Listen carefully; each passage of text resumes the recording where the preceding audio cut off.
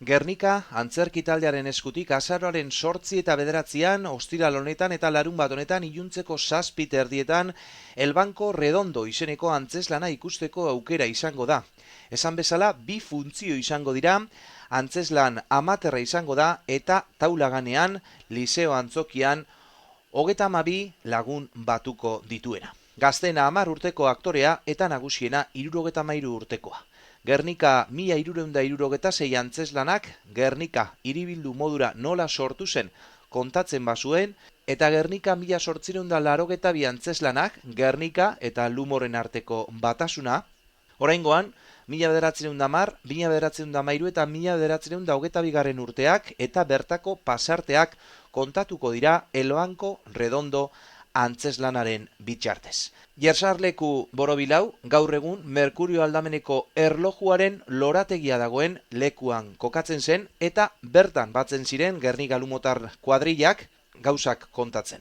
Antzeslan honen bidez, 1910 urteko errekaren kanalizazio lanak, 1913 urtean Astra lantegiaren sorrera, eta horrek suposatu zuena, eta 1922 urteko Eusko ikasketaken 3. kongresuko pasarteak kontatuko dira. Vicente del Palacio da, egilea, eta Isidro Rodríguezek eman dizkigu azalpenak. Bueno, hemen gaude Gernikako antzerki talde bat, ja 3. antzeslana aurkeztuko da, aste honetan, azaroaren 8 eta azaroaren 9, arratsaldeko 7 erdietan, aukera dago berriro beste antzeslan bat egiteko. Gernikako historiaren inguruan. Badakizu aurreko bizetan edo aurreko 2 antzeslan bat egin dira, eta hau izango da 3. Guztiz amaterra da antzeslan hau, ze herritarrek osatutako antzerki talde bat da, edade guztietako jendea dago talde honetan, umeak, nagusiak, eta edade guztietakoak dira, eta 3. antzeslan honetan aurkeztuko dira 3 momentu historikoak. Bata izango da 1910 gertatutakoa, izan zen gaur egun errekaren kanalizazioa, gaur egun dekogun moduan, zelen ezegoen holan, eta orduan 1910 esan bezala, egin zen erreka honen, Gernikako errekaren kanalizazioa. Bigarren gertaera izan zen 1913an industrializazioa sartu zen ja Gernikan. Lehenengo Astra fabrika sortu zen urte horretan, eta Eibarretik etorritako enpresario batzu montatu zuten fabrika hori, ezaguna da danontzako, eta gainera, gero horre urrengo urtean edo egon zan greba handi bat, sasoi honetan, eta galdu zutelez enpresario joan egin ziren. Izan ziren horre, txisperoak deitzen ziren, Eibarreko enpresariok horiek. Eta grebaren ondorioz joan egin ziren berriro Eibarrera.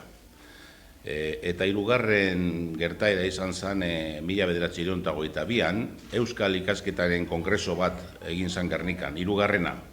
Eta jakin behar da ere bai, hor justo, hasi zen ja Euskal Unibertsitatearen gogoa edo nahia, sartzeko momentua egon ziren horre manifestazioak eta sortzeko Euskal Unibertsitatea, 1922an.